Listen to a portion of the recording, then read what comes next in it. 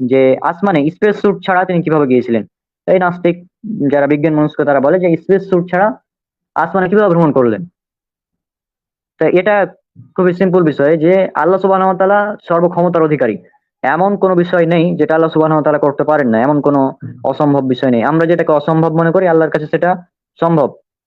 তো আল্লাহ সুবহানাহু ওয়া তাআলা যেহেতু তার নিজস্ব তত্ত্বাবধানে রাসূল সাল্লাল্লাহু আলাইহি ওয়াসাল্লামকে নিয়ে গিয়েছিলেন মিরাজে, তিনি কিভাবে নিয়ে গিয়েছিলেন সেটা তিনি ভালো জানেন। তবে আসমানে যে স্পেস স্যুট ছাড়া যাওয়া যায় এটা আমরা কিছু হাইপোথেটিক্যাল মানে কিছু সাইফাই মুভিতে এগুলো দেখতে পাই। মানে আমি আগে যখন মুভি দেখতাম তখন এগুলো বেশি দেখেছি যে এটা কোনো ব্যাপার না, স্পেস স্যুট ছাড়াও যাওয়া যায়। তা মুজাহিদ ভাই আপনি যদি এই বিষয়ে কিছু বলেন তাহলে বেশি ভালো হয়, কারণ এই বিষয়ে আমার তেমন না। হ্যাঁ, আসলে এখানে আরেকটা বিষয় ছুটে গেছে আপনার, সেটা হলো রাসূল করিম সাল্লাল্লাহু আলাইহি সাল্লাম যে মিরাজে গমন করছিলেন। আহ, আমরা জানি যে রাসূল করিম সাল্লাল্লাহু আলাইহি সাল্লাম আপনার মক্কা থেকে মানে আল-আকসা মসজিদ পর্যন্ত তিনি হ্যাঁ, বুয়াক নামে একটা শহরে গেছিলেন। হ্যাঁ, হ্যাঁ, সেখানে হ্যাঁ, রাসূল হ্যাঁ। করিম সাল্লাল্লাহু আলাইহি সাল্লাম কখনোই বলেনি যে ওটা ঘোড়া ছিল বা গরু ছিল বা এই ধরনের কিছু। তিনি ওখানে বলছিলেন, হাদিসে স্পষ্ট এটাই বলা আছে। নাস্তিকরা এখানে একটু বাড়াবাড়ি করে, একটু বানিয়ে নেয়, ওরা তো মিথ্যুক, মিথ্যাবাদী এমনিতেই। ওখানে হাদিসে বলা হয়েছে যে রাসূল করিম সাল্লাল্লাহু আলাইহি সাল্লাম এমন একটা বাহনে গিয়েছিলেন যেটা ঘোড়া থেকে ছোট এবং গাধা থেকে বড়, এটা বলছেন। তিনি বলেন নাই খচ্চরের যে থেকে এটা ছোট, কি ছিল। বড় থেকে বড়। হ্যাঁ, কোনো ওটা কোনো প্রাণী ছিল কি না, না কোনো অন্য কিছু ছিল, এটা কিন্তু তিনি বলেন নাই। এবং বলছেন, সাথে একটা দেখেন, বলছেন যে তার অন্য একটা হাদিস আছে যে তার দুটো পাখা ছিল।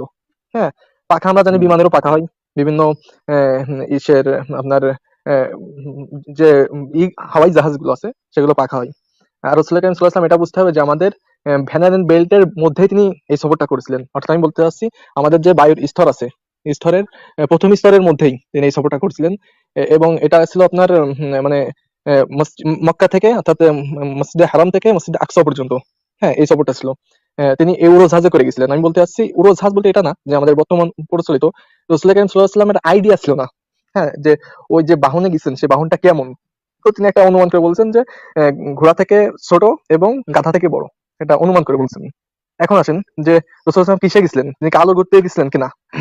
এই এই সময়টা এই সময়টা বিভিন্ন হাদিস থেকে বুঝতে পারি এটা তিনি আলোর গতিতে যান নাই। কিভাবে প্রমাণ?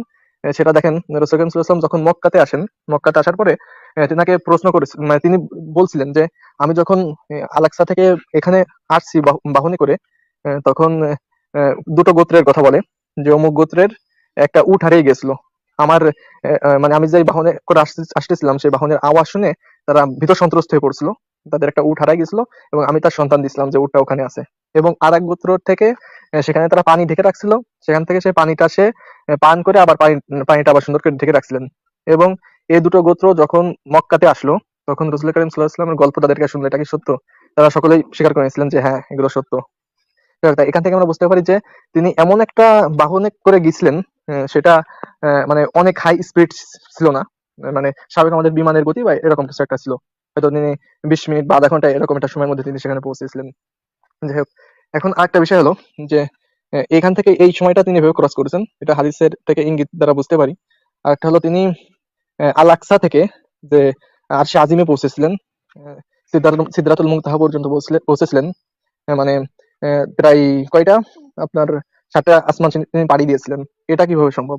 এটা সম্ভব হতে পারে, সেটাও রসুলের হাদিসে ইঙ্গিত রয়েছে যে রাসূল করিম সাল্লাল্লাহু আলাইহি ওয়াসাল্লাম বলতেছেন যে আহ, তেনাকে ওখান থেকে একটা সিঁড়িতে করে নিয়ে যাওয়া হলো, একটা সিঁড়ির মতো, তিনি একটা সিঁড়িতে উঠলেন। তারপরে কি হয়েছিল এটা কিন্তু রসুল বলতে পারেন না, হাদিসে বলা হয় নাই। তারপরে যখন তিনি প্রথম আসমান পার হলেন সেখানে অনুমতি নেওয়া হলো, এগুলো একটু বলা হয়েছে। এখন সিঁড়ির মধ্যে সেটা কি হতে পারে? দেখেন, বিজ্ঞানীরা বলে যে টাইম ট্রাভেল যদি সম্ভব হয়, টাইম ট্রাভেল যদি সম্ভব হয় তাহলে ভবিষ্যতে যাওয়া সম্ভব, অতি সম্ভব এটা। হ্যাঁ, কিন্তু অতীতে অতীতে যাওয়া এটা কষ্টকর নাও হতে পারে, কারণ এখানে একটা কেওয়াজের সম্ভাবনা আছে। ঠিক আছে, কিরকম কেওয়াজ দেখেন, সেটা হলো যদি আপনি অতীতে চলে গেলেন, তো যে আপনি আপনার দাদাকে মেরে দিয়েছেন, মেরে দিলে এখন আপনার অস্তিত্বটা থাকাই দুষ্কর হয়ে পড়বে, কষ্টকর হয়ে পড়বে, এরকম একটা কেওয়াজ হওয়ার সম্ভাবনা আছে। যাই হোক, সে আলোচ্য বিষয় এটা না। তো ভবিষ্যৎ ট্রাভেল করা এটা পসিবল, এটা আইনস্টাইনও বলে গিয়েছে তার থিওরি অফ রিলেটিভিটির অসংখ্য প্রমাণ দ্বারা। স্পেস এর বক্রতা, বিভিন্ন বিভিন্ন যুক্তিতে তিনি এটা প্রমাণ করছেন। এবং আমরা জানি যে যদি সেই টাইম ট্রাভেল করাটা সম্ভব হয় তাহলে কিভাবে সেটা করতে হবে, সেটা বলা হচ্ছে যে আমাদের ইউনিভার্সের মধ্যে এমন একটা স্পেসের মধ্যে এমন একটা সুড়ঙ্গ পথ রয়েছে, সেই সুড়ঙ্গ পথের মাধ্যমে টাইম ট্রাভেল সম্ভব। মানে বিষয়টা অনেকটা এরকম যে ওই যে যারা ফিজিক্সের ছাত্র তারা ভালো বুঝবে, একটা পৃষ্ঠাকে ছড়ানো পৃষ্ঠা যদি আমরা ভাঁজ করে কাছে নিয়ে চলে আসি, তাহলে মানে এক পৃষ্ঠার এক মাথা থেকে ছিদ্র করলে আর এক মাথা মানে খুব অল্প টুক ডিফারেন্স থাকে, অল্প জায়গা। তো এই সুড়ঙ্গটা এটা স্পেসের কোথাও থাকতে পারে। জি জি ওয়ার্ম হোল রনক ভাই। বলা হয়। এটাকে হ্যাঁ সেটাই সম্ভবত বোঝাতে ওয়ার্ম হোল বলা হ্যাঁ হয়। সেটাই হ্যাঁ সেটাই বোঝাতে আইনস্টাইন চাচ্ছি। হ্যাঁ সেটাই বোঝাতে চাচ্ছি। সেটা হলো অল্প সময়ের মধ্যে ট্রাভেল করা, সেটা হলো ওয়ার্ম হোল। হ্যাঁ, এই ওয়ার্ম হোলের মাধ্যমে টাইম ট্রাভেল করা সম্ভব, এটার হ্যাঁ প্রমাণ দিয়েছেন আইনস্টাইন।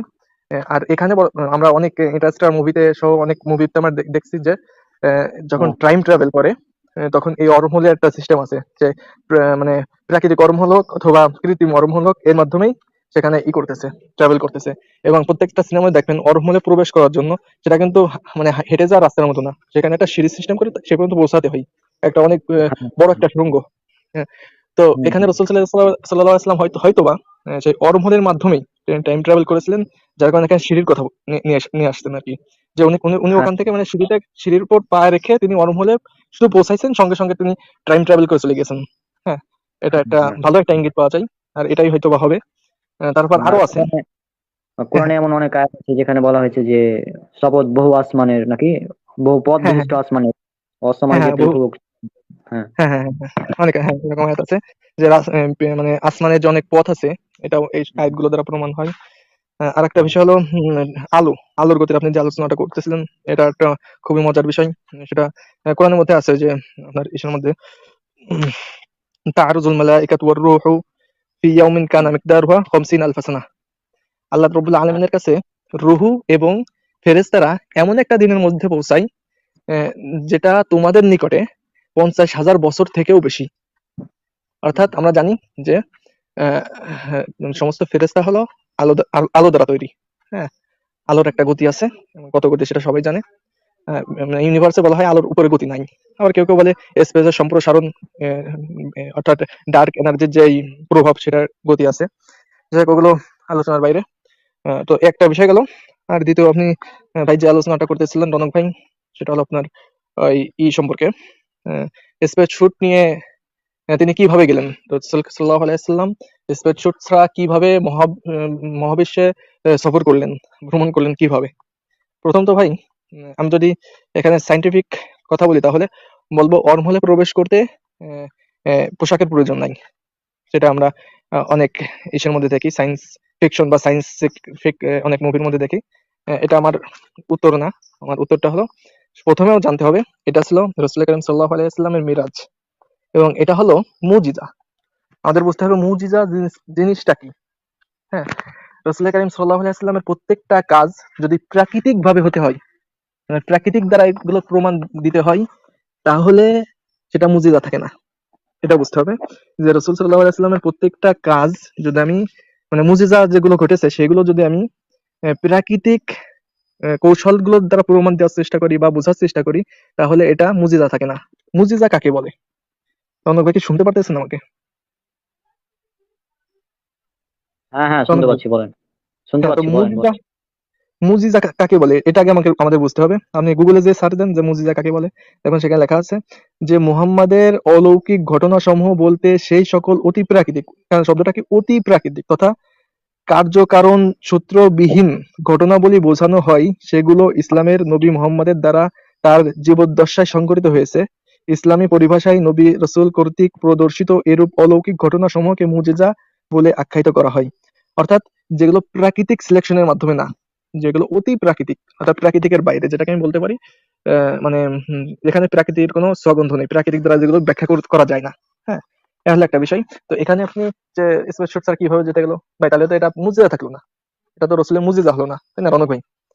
হ্যাঁ, রসুলের সেটাই। রসুলের হ্যাঁ সেটাই বলছি যে রসুলের যদি মুজিজা না হতো, এটা যদি রসুলের এটা শক্তি হতো, তিনার কর্ম, এটা আমরা যদি বলতাম যে এটা রসুলের শক্তির মাধ্যমে তার কর্মের মাধ্যমে সে গেছে, তাহলে এখানে প্রশ্ন আসার সম্ভাবনা আছে যে রসুল যখন করছে তখন এটা প্রাকৃতিক একটা ব্যাখ্যা থাকতে হবে।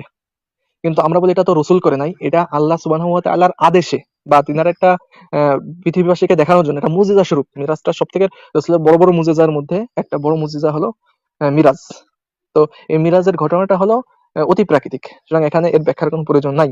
আর দ্বিতীয় আরেকটা কথা হলো, যদি আমি এর ব্যাখ্যা দিতে যাই তাহলে এটা প্রাকৃতিক মাধ্যমে নয়, এটাও হবে অন্য মাধ্যমে, সায়েন্স ফিকশনের মাধ্যমে সম্ভব। সেটা হলো একটা হাইপোথেসিস, আমি আগে বলছি হাইপোথেটিক্যাল একটা থিওরি আছে, সেটা হলো আহ, মানে স্ট্রিং থিওরি, যে স্ট্রিং ছোট ছোট স্ট্রিং ভাইব্রেট করে। এই স্ট্রিং থিওরির সর্বশেষ যে ভার্সন এম থিওরি অনুযায়ী পৃথিবীতে 11th ডাইমেনশন রয়েছে, অর্থাৎ 11টা মাত্রা রয়েছে।